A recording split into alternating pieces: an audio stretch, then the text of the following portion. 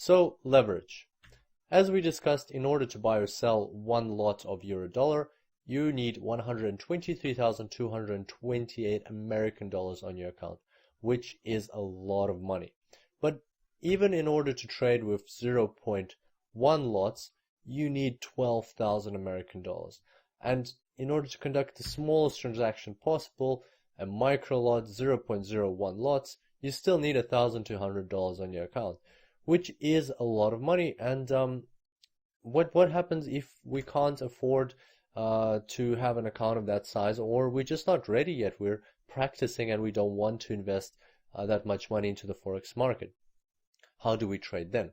Well, this is where leverage comes into play. The concept of leverage has a lot of negative sentiment around it, and people kind of think that it's bad for you or dangerous, which is completely not true. And in this and the next tutorial, we will disprove those fears. So what happens with leverage is your broker will actually lend you money in order to help you conduct transactions on the forex market. So in this picture, your money is on the right and the money the broker lends you is on the left. So let's have a look at a particular example. For instance, your balance is $500. And you want to conduct a transaction with the volume of 0.1 lots on the euro-dollar currency pair. So you require 12,322 American dollars to conduct this transaction. Obviously, your balance is insufficient at this stage.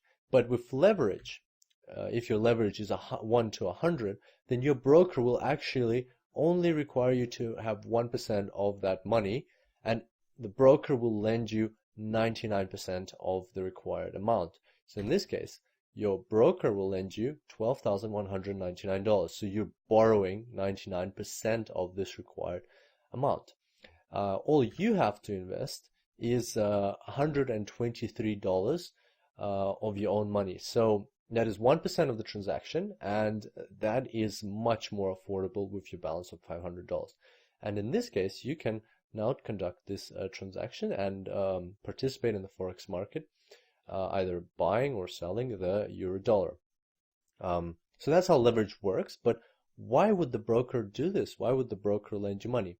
Well, to find that out, we have to talk about equity and margin, and we'll do that in the next tutorial.